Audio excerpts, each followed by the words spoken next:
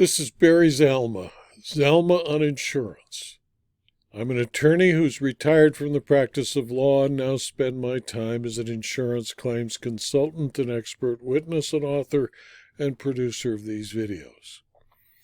Today I'd like to talk about what a claims file should not contain and how claims people must set reserves in accordance with the law to protect the interests of their insureds.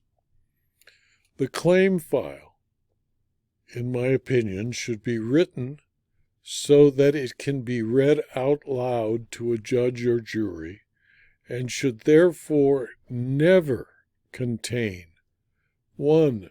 Notes making conclusions regarding liability of the insurer or the insured. 2. Derogatory comments or statements regarding the claim, the claimant, the claimant's family, the witnesses, police officers, security personnel, or anyone else involved in the incident.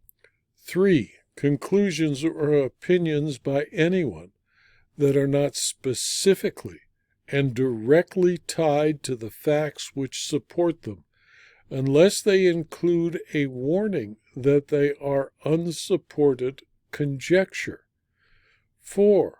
Speculation concerning the insured, the claimant, or the extent of damages. And 5.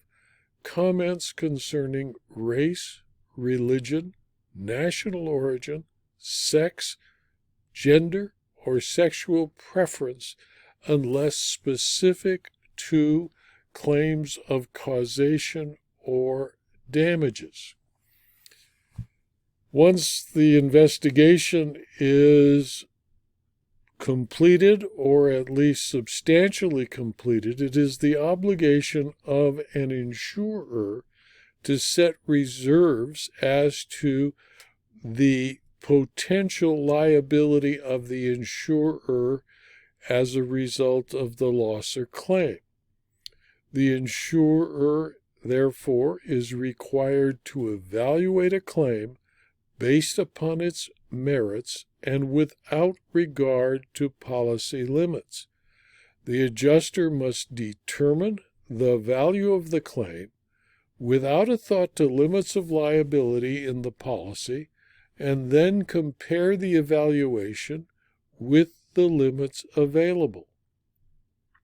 Reserves should be set realistically and should be recorded in the claim file. Reserves are the adjuster's estimate of the potential recovery the claimant would receive from a jury or judge. Reserves should be reviewed regularly and revised if necessary, either up or down. Failure to do so can be a factor in holding the insurer responsible for an excess verdict. New York State uses a definition of insurance reserves that can be used elsewhere and might be useful to any adjuster working anywhere in the United States. It defines insurance reserves as follows. The reference provision states that every insurer shall, that's insistent, important, and total, shall maintain reserves in an amount estimated in the aggregate to provide for the payment of all losses or claims incurred on or prior to the date of statement, whether reported or unreported, which are unpaid as of such date and for which such insurer may be liable, and also reserves in an amount estimated to provide for the expenses of adjustment or settlement of such losses or claims." Close quote. This is the New York Insurance Law, Section 1303, and Majewski versus Broadalbin Perth Central School District in 1998 decision of the New York Appellate Courts.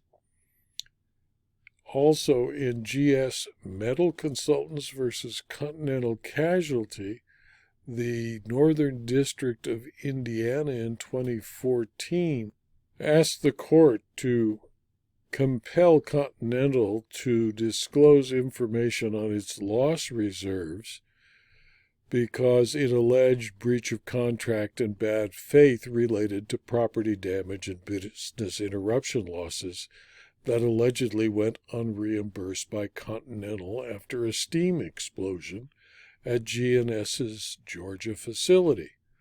The court concluded that any change in the loss reserve since the lawsuit was filed, and more specifically since G&S produced additional discovery in 2012, would not provide an identifiable correlation between Continental's knowledge and the facts.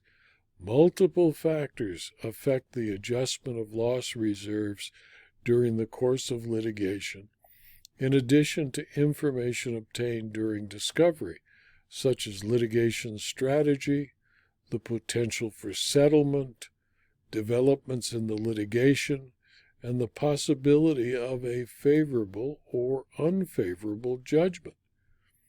Because testimony about the loss reserves since the filing of the lawsuit does not appear reasonably calculated to lead to the discovery of admissible evidence, the loss reserves were found to be not relevant and, as a result, not discoverable.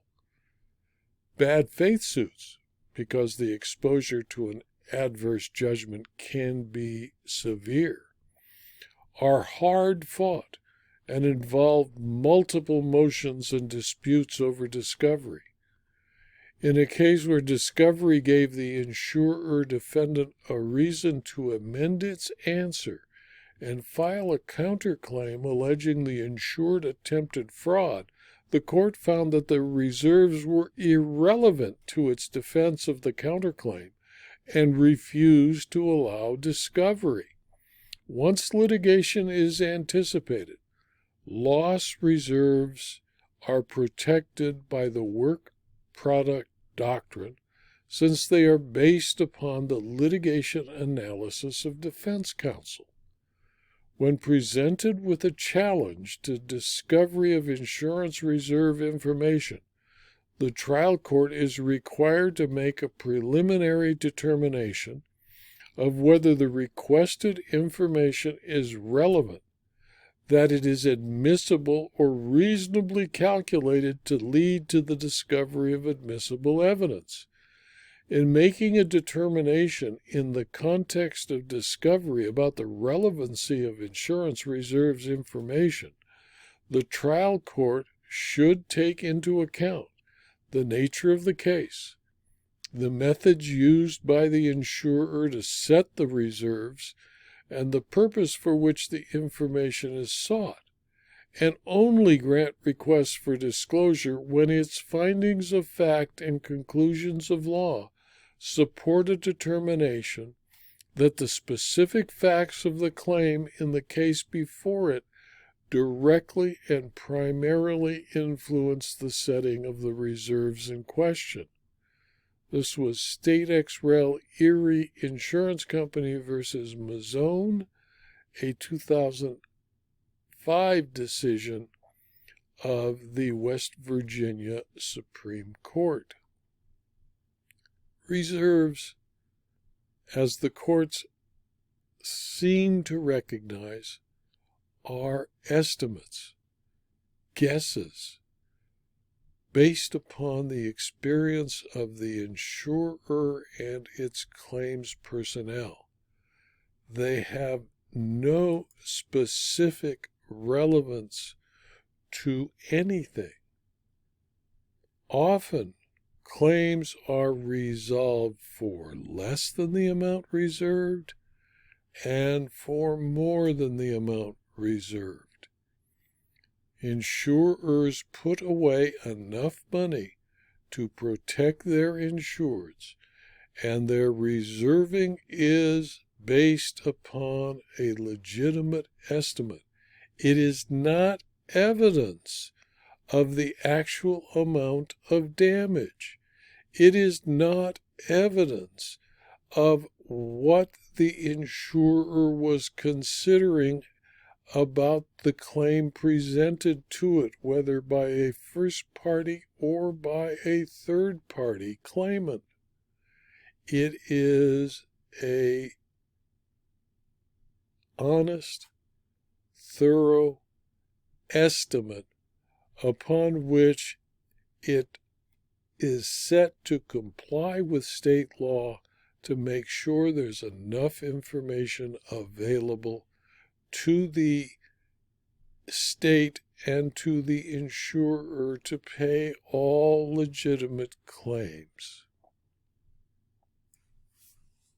Of course, insurers who are suing insurers for bad faith want to know what the reserves were, because they can present it or trot out to a jury the reserves to show that the insurer at least believed that the loss was bigger than the offers being made to settle. Many insurance company files are discoverable or capable of being discovered.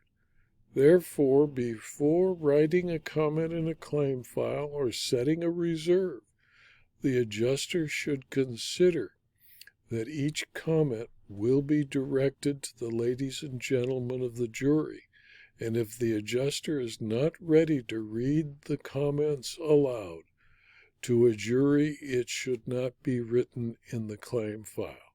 And if the adjuster is not ready to explain how, at the beginning of the case, a reserve was set based upon initial investigation, and to explain all of the variations in the reserves as investigation and or litigation proceeded, it will be something that should not be said. And it should be protected by the Work Product Protection. This video was adapted from my book, Zelma on Insurance Claims, Part 105, Second Edition, which is available as a Kindle book and as a paperback from Amazon.com. If you found this video to be useful or of interest to your colleagues, please pass it on. It's free. And please subscribe to my Rumble channel, my YouTube channel, and my blog so that you can learn about future videos and blog postings. Thank you for your attention.